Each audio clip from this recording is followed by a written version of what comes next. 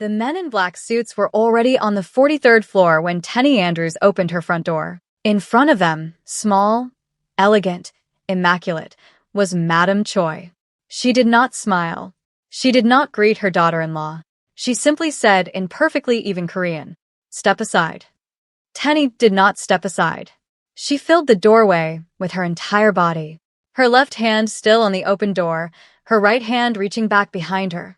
Fingers spread wide, covering the small chest of a 3-year-old boy who had walked out of his bedroom looking for breakfast and walked into the rest of his life. Toby did not understand the words, but he understood the men. He pressed his face against the back of his mother's thigh. "He is my grandson," she said, in English now. So Tenny would not pretend not to understand. "You will give him to me." Tenny's voice came back, so quiet the men behind Madame Choi did not hear it. "You will leave my building." "This is not your building, Mrs. Choi. My name is Andrews. Your name is on a 47-page contract you breached 3 years ago. The Choi family is here to collect the only piece of that contract you cannot return in writing." She lifted one gloved hand. The 6 men took one synchronized step forward. Tenny did not move. She did not blink. She lifted her son in one fluid motion, pulled him up against her hip, and looked Madame Choi straight in the eye. "The first man who touches my son will die on this floor, and his body will turn up in the morgue before sundown." The shortest of the men glanced at Madame Choi. In the distance, a second elevator chimed open, and out of it stepped Choi Min-ho. Welcome back to Afro-Korean Love Stories. In today's episode, Episode 2, we bring you a stolen grandson, a mother-in-law who came to take what she believed was hers, a husband forced to choose between his blood and his bloodline, and a 3-year-old secret that is about to crack wide open. If you're just joining us, hit that like button, subscribe, and turn on your notification bell so you don't miss out on new story drops. And if you haven't watched Episode 1, the link is in the description. Go catch up before you go any further. Now hold on to your seats as we take a deep dive into Episode 2 of this amazing story. To understand how Madame Choi ended up at her daughter-in-law's doorway with 6 men and a demand, you have to go back 14 hours. You have to go back to the lie a mother told her 3-year-old son to protect him from a truth she had spent 3 years rehearsing. You have to go back to the husband she left in her bedroom, the husband who walked out into the soul night with one word repeating in his head. Why? But more than that, you have to understand the woman who came to take everything back. Madame Choi was 63 years old.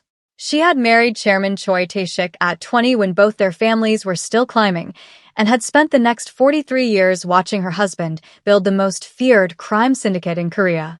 Officially, she was a charity board president. Officially, she sat for tea with the wives of senators.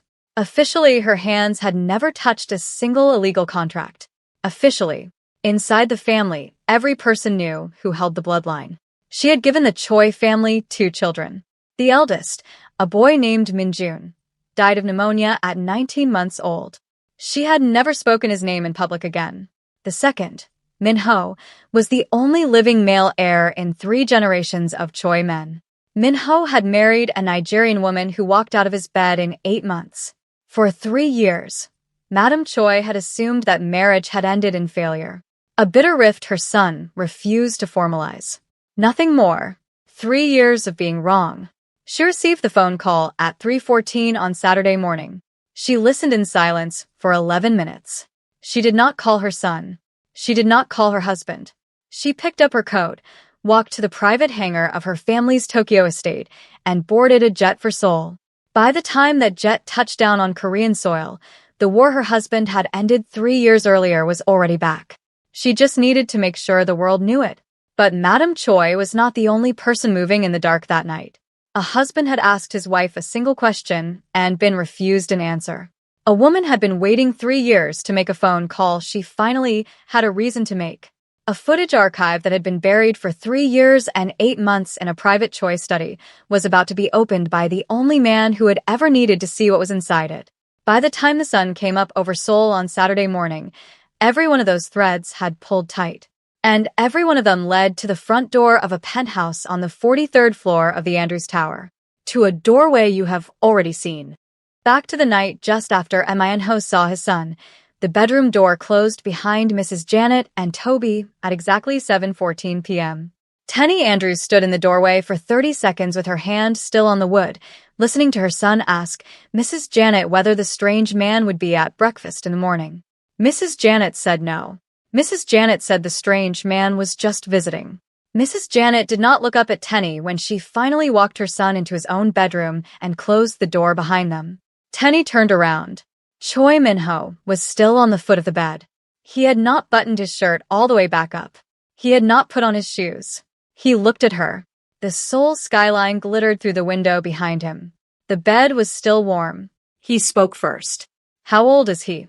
He is 3. His name? Alyawadabi. We call him Toby. A long pause. Mine. It was not a question. She did not answer. He nodded once, not in agreement, but in confirmation of something he had already known the moment the boy walked through the bedroom door. Then he asked the only question that mattered. Why? She did not answer. They both waited in silence. For 1 full hour they sat in the same room without speaking. He did not raise his voice. He did not stand up. He did not touch her. He did not ask her again. At 8:43 p.m., she walked out of the bedroom, checked on Toby sleeping in his own room down the hall, and walked back in. He was still on the foot of the bed. At 9:21 p.m., then sat down on the small upholstered bench at the foot of her dressing room door, facing him at an angle. She did not look at him. He did not look away from her. At 11:30 p.m., Choi Min-ho stood up. He walked across the bedroom in his socks. He picked up his shoes from where he had kicked them off 2 hours earlier. He bent down at the bedroom doorway, put them on, tied them slowly, and stood back up. He paused for 1 moment outside her closed bedroom door, then walked back through the foyer he had stumbled through earlier that night with her mouth on his and her dressing gown half open. He passed the table she had set for one. He passed the small low nightlight that was still glowing for a child who had stopped needing one a year ago. He walked through the front door of her penthouse, into the private elevator, and down to the lobby of the Andrews Tower. His driver was waiting. He told the driver to take him to the Choi family compound. The driver did not ask why. Tenny did not move from the bench for 20 minutes after she heard the front door close. At 11:58 p.m. she stood up, walked into Toby's bedroom, sat on the edge of his small bed, and watched him sleep. He was lying on his side, with one hand curled under his cheek. The night light he no longer needed glowed faintly across the room.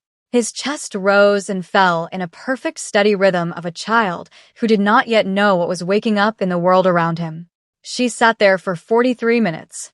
When she went back to her own bedroom, she opened the closet, pulled a black leather overnight bag down from the top shelf, and packed it without sitting down. A change of clothes for Toby.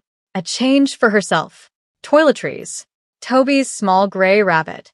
She zipped the bag closed and set it by the bedroom door. She did not call her father. She did not call her mother. She knew what was coming. She was just not sure when. The Choi family compound was a 35-minute drive from central Seoul.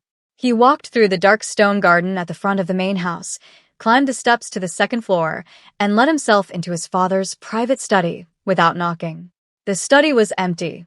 His father was in Busan that week on syndicate business. His mother was in Tokyo. The study was the only room in the compound that contained the master security archive, every encrypted backup of every camera in every Choi-owned property going back 15 years. Min-ho was the only person besides his father who had access to it. He sat down at the heavy mahogany desk. He turned on his father's computer. He pulled a bottle of soju from the cabinet beside the desk and set it unopened in front of him. He opened the archive. He typed in a date. 3 years and 8 months earlier. The night Soo-jin had come over for dinner. The footage played in silence. The Choi family dining room at 7:12 p.m. Soo-jin in a soft cream silk blouse, seated in the chair beside him, laughing at something his mother had said. His mother smiling at her the way she had never once smiled at Tenny. The footage skipped forward. 9:47 p.m. Soo-jin standing at the small sidebar near the dining room, pouring a glass of soju, and a small clear something else from a thin vial she pulled from the inner pocket of her blouse. She stirred the glass once with a long thin spoon, walked back to the table, set the glass in front of Min-ho, and lifted her own glass in a small toast. He watched himself drink it. He watched the slow blur start behind his own eyes 10 minutes later. He watched his head drop forward at 10:02 p.m. He watched two staff members from the compound carry him out the side door at 10:14 p.m. He watched Sujin follow them out. He watched the car drive away with both of them in it. He pulled up the next set of cameras. His own penthouse. The doorman bowing as Sujin and the staff members brought him in through the residence entrance at 10:38 p.m. The private elevator. The 38th floor. The hallway. The front door of his apartment. The foyer. The bedroom. Sujin laying him face up on his own bed. Sujin removing his shoes. His belt. His trousers. His dress shirt. Sujin folding the dress shirt carefully and draping it over the back of the velvet chair beside the bed. Sujin standing back to look at her own work. Then Sujin walking around the bedroom and turning every camera on the wall to face the wall. The footage went black at 10:43 p.m. Choi Min-ho watched the entire sequence twice. He did not move. He did not breathe. When the second playback ended, he stood up, picked up his phone, and made one call to his head of security. 3 cars, he said. Andrews Tower. Right now. 6 men in each. They protect a Nigerian woman and a 3-year-old boy until I say otherwise. Anyone who tries to enter that building who is not Andrews or Choi Min-ho personal goes through them first. He hung up. Across the city, at 3:11 a.m. Sujin sat up in her bed at the sound of a soft notification on her phone. She read the alert twice. Choi's security vehicles dispatched. Andrews Tower. Confirmed. Sujin did not panic. She had prepared for this possibility for 3 years. She picked up her phone, scrolled to a contact, and pressed the green button. The voice that answered was elegant, awake, and unsurprised. Sujin. Madam Choi, there is something you need to know. She told her. Madam Choi listened in silence for 11 minutes. When Sujin finished, Madam Choi said only 3 words. I am coming. A private jet lifted out of Tokyo Narita carrying the matriarch of the Choi family and 4 of her personal security men. By the time the jet touched down in Seoul, she had already decided what she was going to do. She walked off the aircraft in a pale lavender wool coat, soft pearl earrings. 4 men in identical black suits followed her at exactly 2 paces behind. A black sedan was waiting on the tarmac. The black sedan pulled up to the front entrance of the Andrews Tower. 3 black sedans were already parked in a controlled formation across the entrance. Min-ho's men. The lead man stepped forward as Madam Choi exited the car. He had served Choi Min-ho personally for 14 years.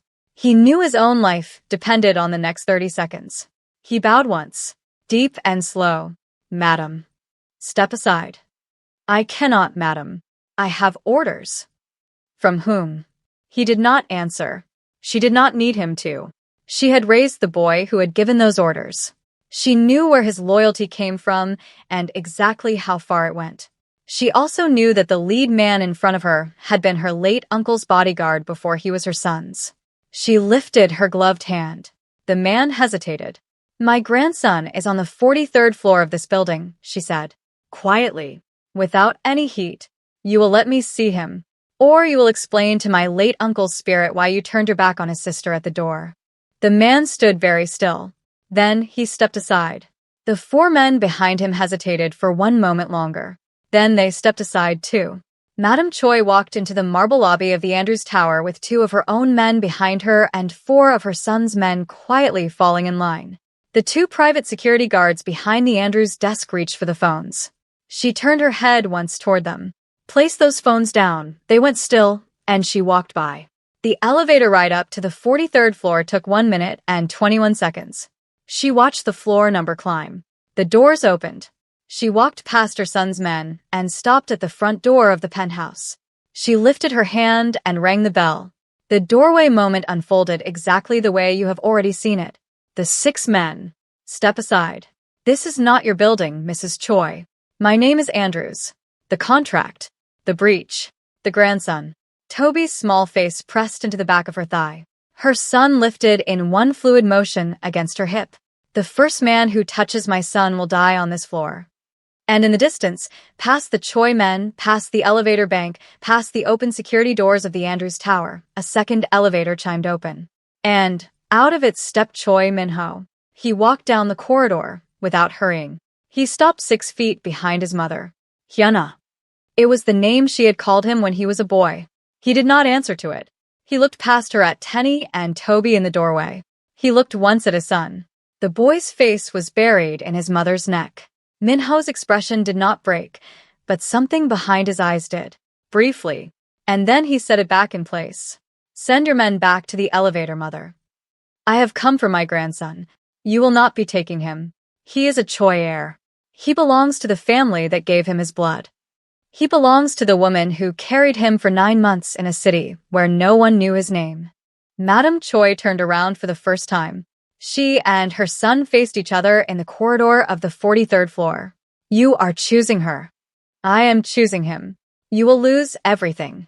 I lost everything 3 years and 8 months ago. I just did not know it until last night.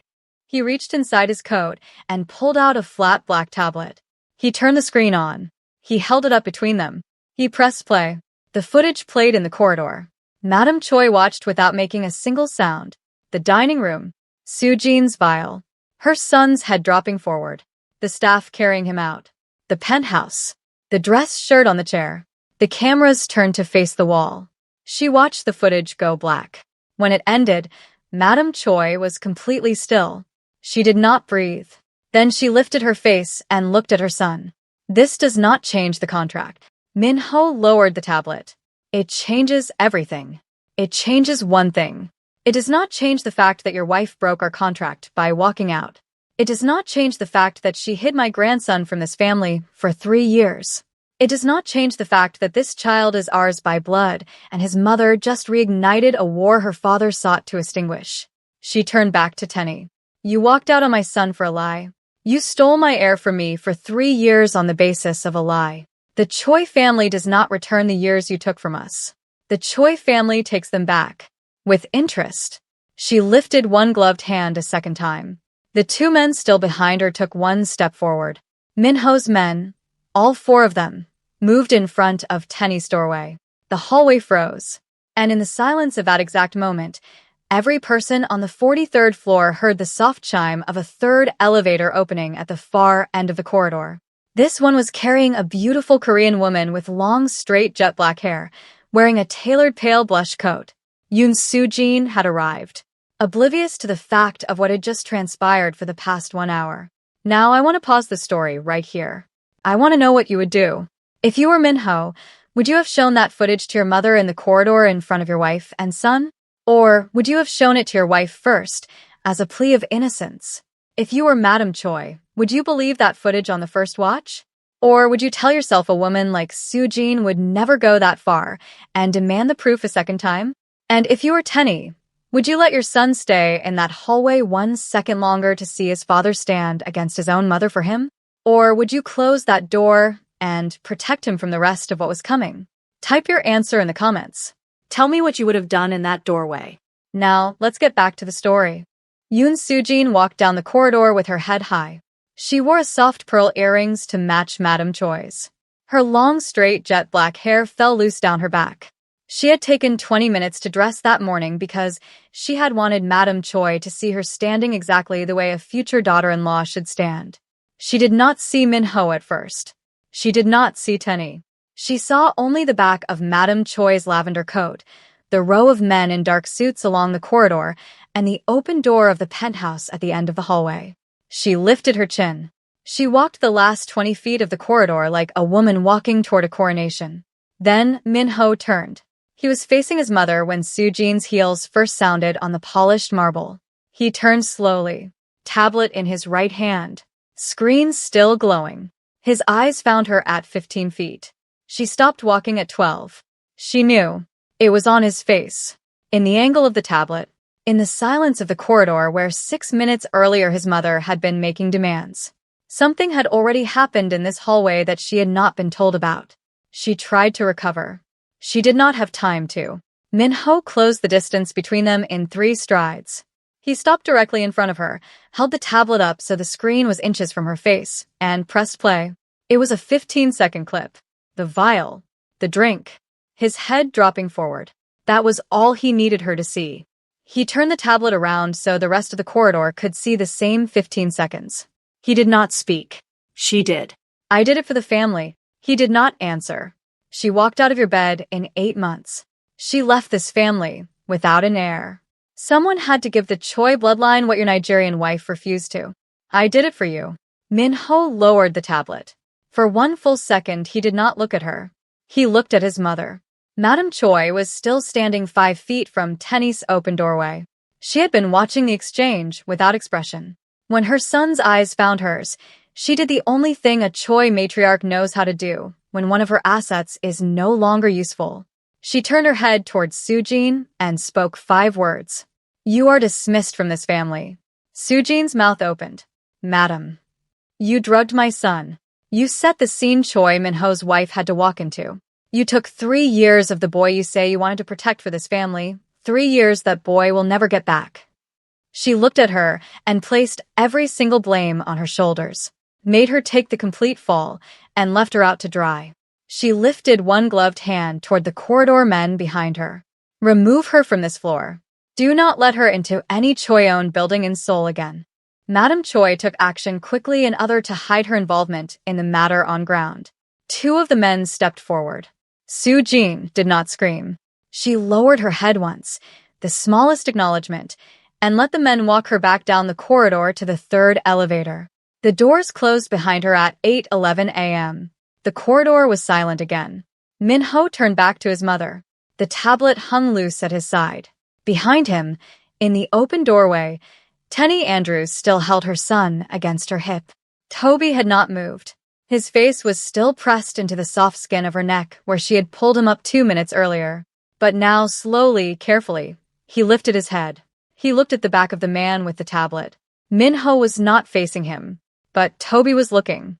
For 3 seconds, the boy studied the man's profile, the shape of the jaw, the line of his neck, the dark hair cut neatly above the collar of his coat, the tattoo just visible below his ear. Then Toby turned his face back into his mother's neck. Her son had just looked at his father on purpose for the first time in his life. She tightened her arm around him. Madam Choi was the first to break the silence. Hyuna. Min-ho's eyes came back to her. You have your proof. You have your wife. You cannot protect a Choi heir from the Choi family forever. Not in this city. Not in this country. Not on this earth. Then we will not stay on this earth that belongs to you, mother.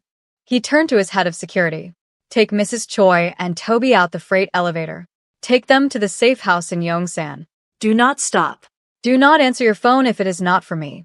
The head of security nodded once. 3 of Min-ho's men moved smoothly to flank Tenny in the doorway. One picked up the overnight bag she had packed in the dark and left beside her bedroom door. The others positioned themselves on either side and ahead. Tenny did not look at Min-ho as she walked past him. She did not need to. She walked down the corridor with her son in her arms, her bare feet on the polished marble, her dressing gown belted close against her body. The Choi men in the corridor and her husband's men in the corridor parted to let her through. Madam Choi watched her grandson disappear into a freight elevator on the far side of the 43rd floor. She did not lift her hand to stop them. She had something far better than a doorway. She had time. When the elevator doors closed behind Tenny and Toby, Madam Choi turned to her son. You have denied me another firstborn child. You have denied me a grandson, and you have denied me an heir to our legacy. You have made an enemy of your mother today. I have made an enemy of a syndicate today. You are something else. What? He did not answer her question. He looked once at the open doorway of the penthouse, at the white peonies on the entry table that his wife had never wanted, and then back at the woman who had raised him. Send your men home, mother. Go back to Tokyo. Tell my father nothing has happened here that he needs to come back from Busan for. Your father will hear what he hears, and what he hears will decide whether the war you have started today ends in your house or mine. She turned without another word and walked back down the corridor toward her elevator. Her 2 men followed her. Min-ho's 4 men stayed. The corridor cleared by 8:24 a.m.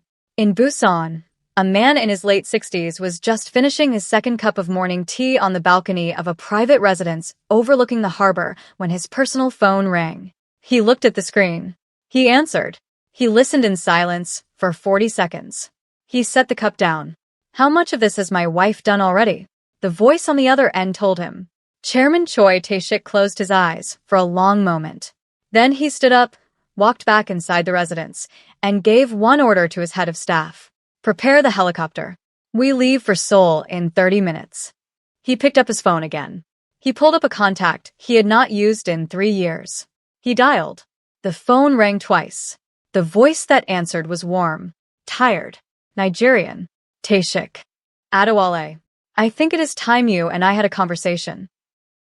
The safe house in Yongsan was on the 8th floor of a quiet residential building that did not appear in any Choi syndicate ledger.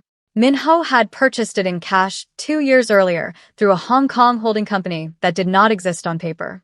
The Andrews Tower was a fortress. The safe house was a secret. 2 completely different forms of protection. Tenny Andrews walked through the front door of the apartment, with her 3-year-old son still in her arms. She walked through every room with him pressed against her shoulder. The living room, the kitchen, the small guest bedroom, the master bedroom, checking the windows, checking the doors, checking the lines of sight to the building across the street. Min-ho's head of security stood in the foyer the entire time. He did not interrupt her. He did not offer to help. He had been a father once himself. He understood. When she finally laid Toby down in the smaller of the 2 bedrooms, she pulled the blackout curtains and sat on the edge of the bed for 11 minutes, watching him sleep. He had asked once who Min-ho's men were. She had said, they are friends of Mommy's. He had nodded. He had fallen asleep against her shoulder before the car cleared the first bridge. She closed the bedroom door and walked back into the living room. Min-ho was sitting on the edge of the sofa. He had not changed his clothes since the night before. He had not slept since Friday afternoon. The tablet was face down on the low coffee table between them. He looked up at her. They were alone in the same room with no one demanding anything from either of them. He spoke first. Sit down, please. She did not sit down. She stood in the doorway between the bedroom hallway and the living room with her arms folded against her chest, and looked at him the way she had looked at him through the gap of a half-open bedroom door 3 years and 8 months earlier. I am going to ask you one question, she said. You will answer without lying to me. And if I find out later that you have lied to me about any part of it, I will take my son, and you will not see either of us again. Do you understand me? Min-ho nodded once. Ask. She took one breath. In the 3 years and 8 months since I walked out of your bedroom, how many other women besides Soo-jin have you been with? He did not blink. None. Min-ho. None, Tenny. Not one. Not in a bed. Not in a car. Not in a hotel. Not in a corridor. Not in 8 years. Not since the night before I signed your father's contract. She held his eyes for a long time. But that means you've been with Soo-jin. She shook his head in disagreement. She stared at him judgingly, and she lowered herself slowly onto the chair across from him. Now I will tell you why I did not tell you about Toby. She told him every reason. The fear. The contract. The Choi family. Madam Choi. The bloodline. The way she had looked at her son's face in the medical suite on the 41st floor and known that a syndicate would not allow a Choi-blooded heir to be raised in peace by a Nigerian woman. She told him about the night she had decided never to tell him. She told him about every birthday he had missed.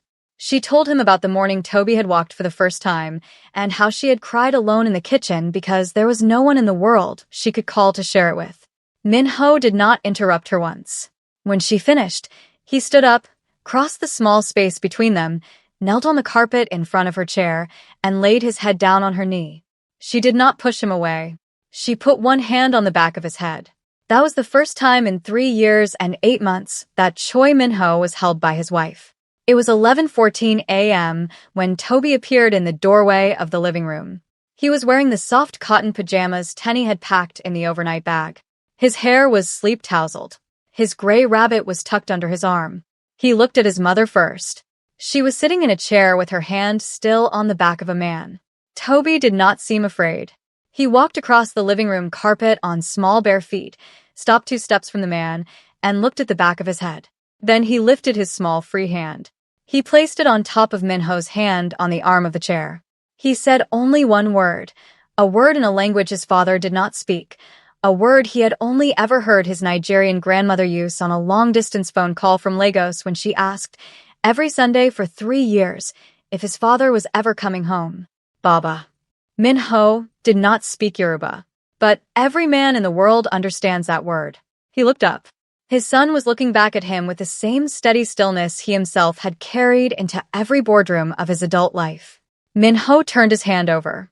The small hand settled into his palm. He closed his fingers around it gently. He did not let go.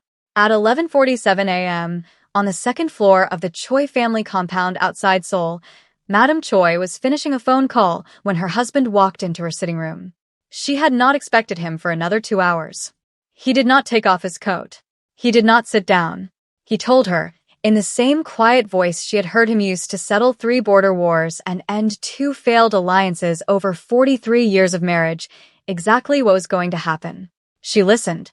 She did not argue. When he finished, she said only, "He is still my grandson. He will be your grandson, on terms his mother agrees to. Or, he will not be your grandson at all." He turned around and walked out of the room. His helicopter was still on the roof. By 1:15 p.m. that afternoon, Chairman Choi Tae-shik and Chief Adewale Andrews were sitting across from each other in a private dining room in central Seoul. Adewale had been in the city for a board meeting that week and had not yet returned to Lagos. He had not seen his daughter in 11 days. No lawyers, no bodyguards, no press. 2 old men, a small porcelain pot of tea between them. They did not draft a new contract. They drafted a different kind of agreement. When they walked out of the room 3 hours later, the war that had nearly returned to their families that morning had been ended for the second time in 3 years. The Choi family would not pursue custody. The Andrews family would not pursue charges against Sujin. Min-ho and Tenny would be left to decide for themselves what kind of family they wanted to build, and on whose terms. Madam Choi was not present at that table. She would not be present at the next one either. 3 years and 8 months ended in a small safe house in Yongsan on a Saturday morning. A husband finally heard the answer he had been asking for since the night his wife walked out. A son took his father's hand for the first time in a language his father did not speak. A matriarch lost a war she did not yet know she had already lost. And somewhere in a glass tower across the river, in a bedroom that still smelled faintly of white peonies, the marriage that had begun as a contract and broken on a lie became something neither of them had a name for yet. Now tell me, in the comments below, if you were Tenny, would you have given Min-ho 47 minutes of your truth on a sofa in a safe house, with your son sleeping in the next room? Or would you have made him earn every minute of it across the next 47 days? If you were Min-ho, could you have knelt down in front of the woman you spent 3 years searching for and put your head on her knee in silence? Or would your pride have stopped you at the doorway? And if you were Madam Choi, and your husband had just ended a war you had spent 24 hours reopening, would you have stopped? Or would you have started planning the move he could not see? Drop your answer in the comments. Tell me what you would have done. Hit that subscribe button and turn on your notifications. We will see you in the next episode.